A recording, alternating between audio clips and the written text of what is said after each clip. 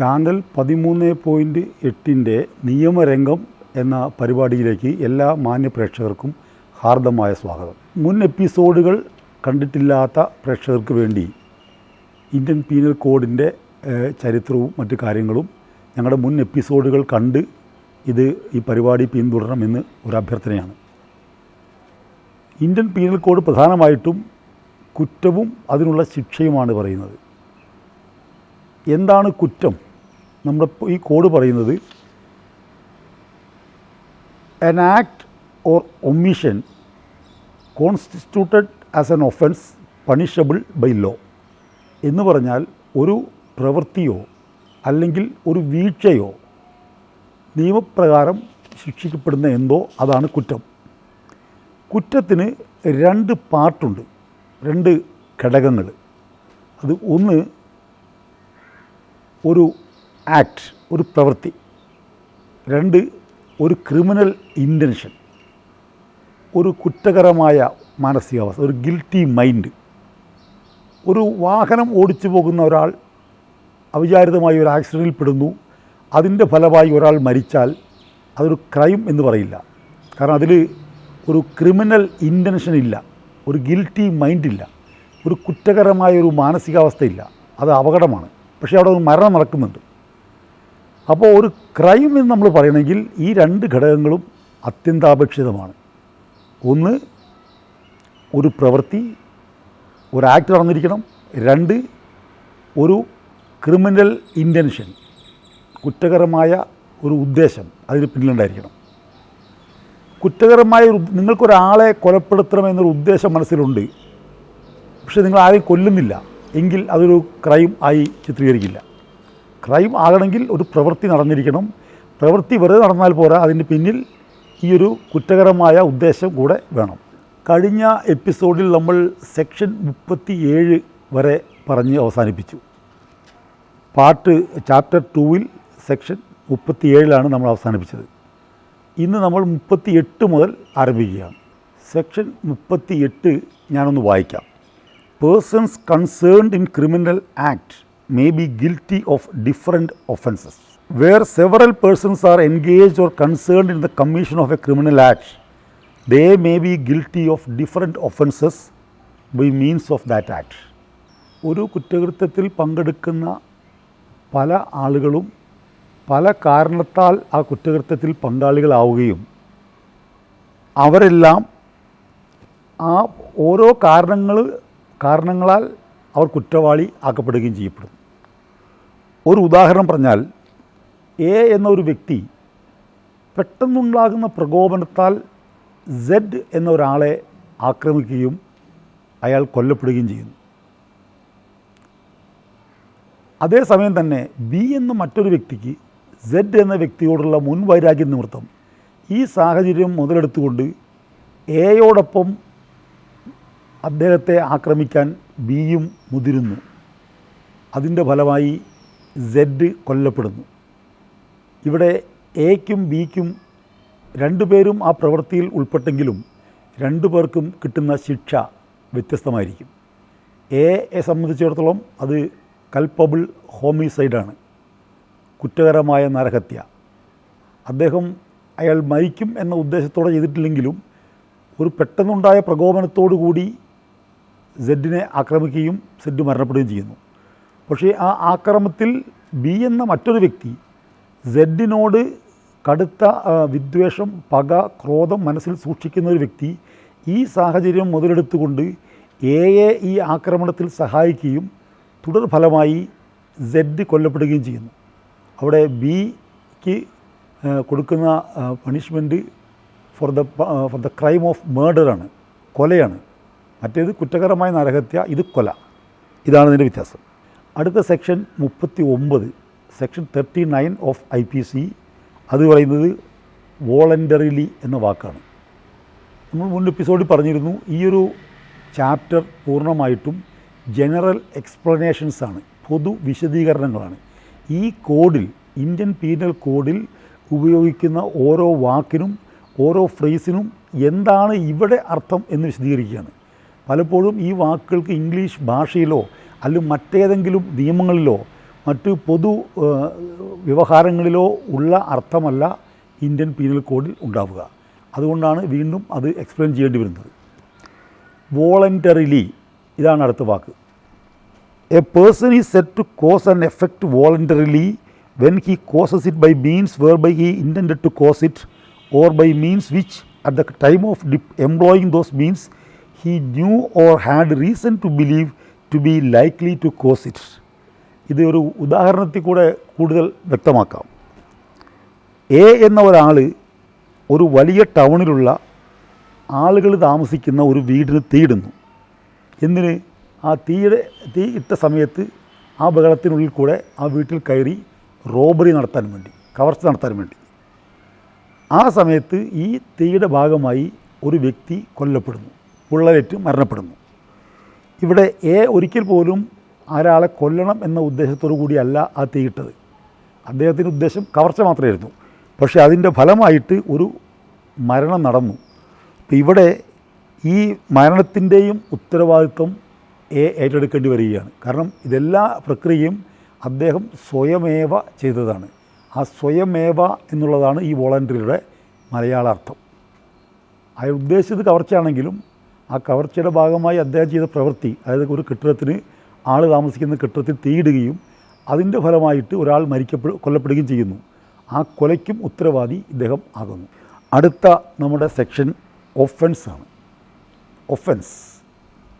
ഒഫൻസിൻ്റെ ഈ കോഡിൽ പറയുന്ന കുറച്ച് അധികം വ്യത്യസ്ത മീനിങ്ങുകളുണ്ട്. അതിൻ്റെ ഒരു general meaning, offence denotes a thing made punishable by this code. ഈ കോഡിനാൽ ശിക്ഷിക്കപ്പെടുന്ന എന്തൊരു കാര്യത്തെയും നമുക്ക് ഒഫൻസ് എന്ന് വിളിക്കാം.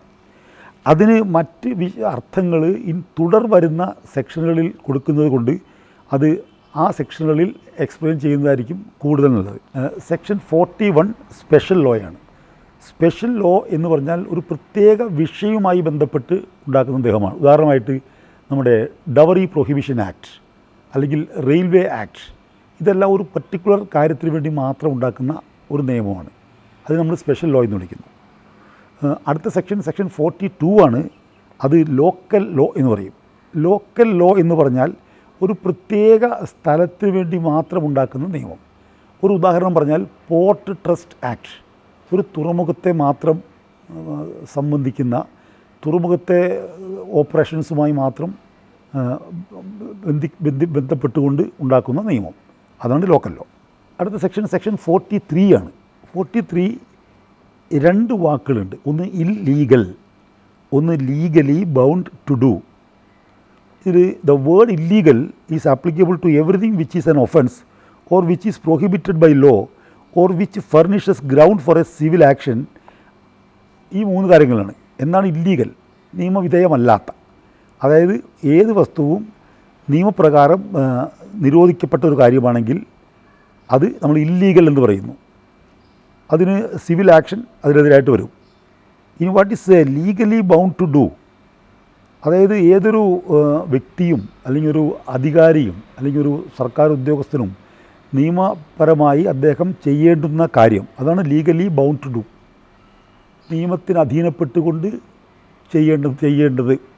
അടുത്ത സെക്ഷൻ 44 ആണ്. Section 44 is injury. The word injury denotes any harm whatever illegally caused to any person in body, mind, reputation or property. അതായത് ഈ നിയമവിധേയമല്ലാതെ ഒരു വ്യക്തിക്കോ അദ്ദേഹത്തിൻ്റെ ശരീരത്തിനോ മനസ്സിനോ അദ്ദേഹത്തിൻ്റെ പ്രശസ്തിക്കോ അദ്ദേഹത്തിൻ്റെ വസ്തുവകൾക്കോ ഉണ്ടാകുന്ന നാശനഷ്ടങ്ങളെയാണ് ഇവിടെ ഇൻജുറി എന്ന് പറയുന്നത്.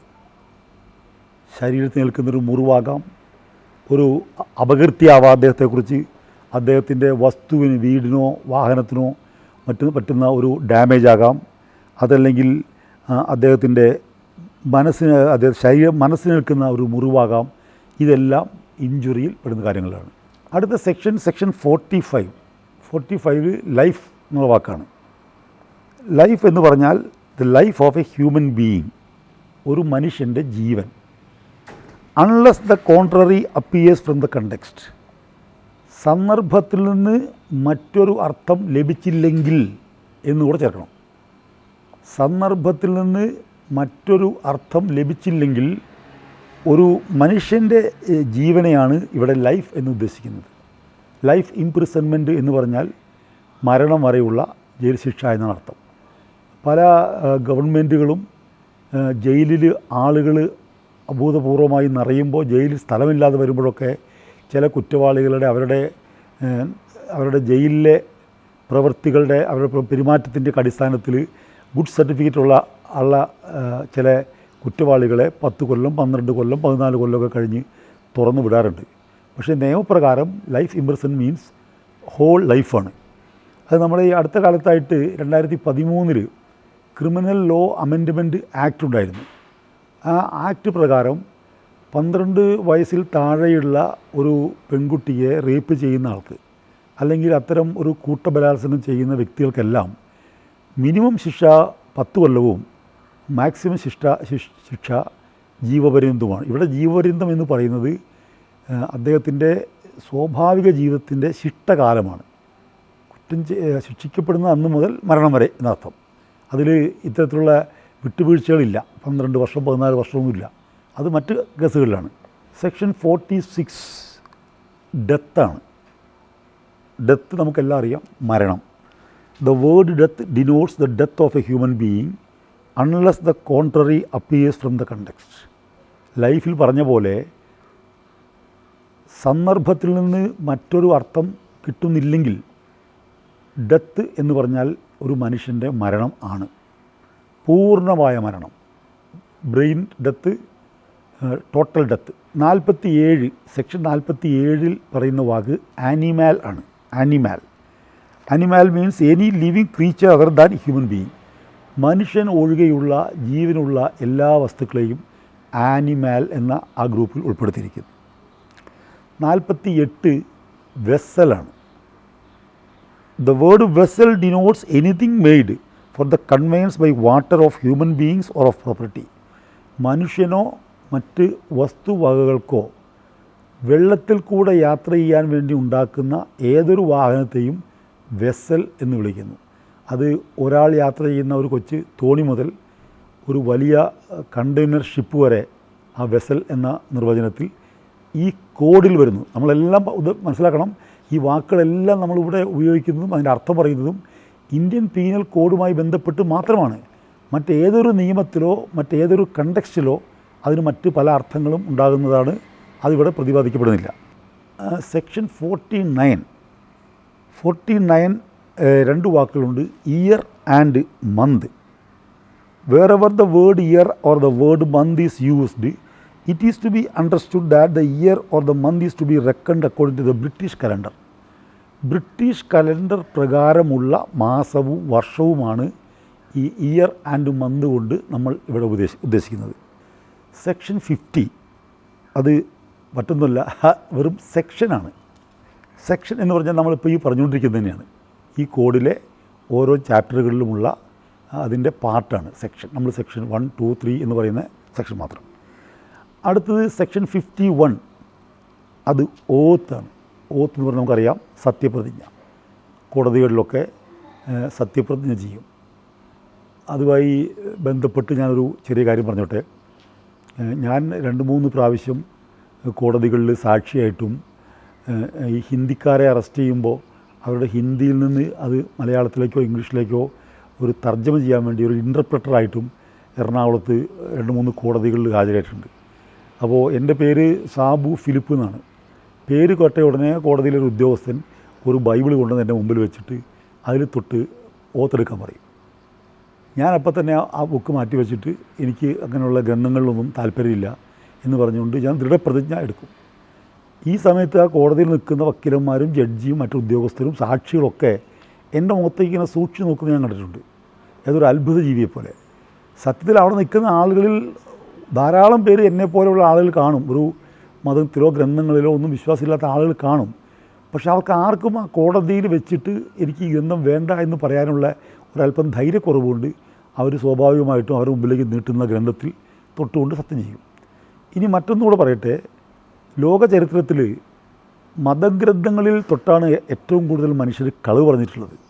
പക്ഷേ മനുഷ്യർ സത്യം പറഞ്ഞിട്ടുള്ളത് ബാറുകളിൽ മദ്യ ഗ്ലാസ് കയ്യിലെടുത്തുകൊണ്ടാണ്. അവിടെ സത്യവും ഇവിടെ കളവും പറയുകയാണ്. അടുത്ത സെക്ഷൻ 52 ആണ്. 52 പറയുന്നത് ഗുഡ് ഫെയ്ത്ത്. ഗുഡ് ഫെയ്ത്ത് എന്നുള്ള വാക്കിന് മലയാളത്തിൽ എൻ്റെ അറിവ് ശരിയാണെങ്കിൽ ഉത്തമ ബോധ്യം എന്നാണ്.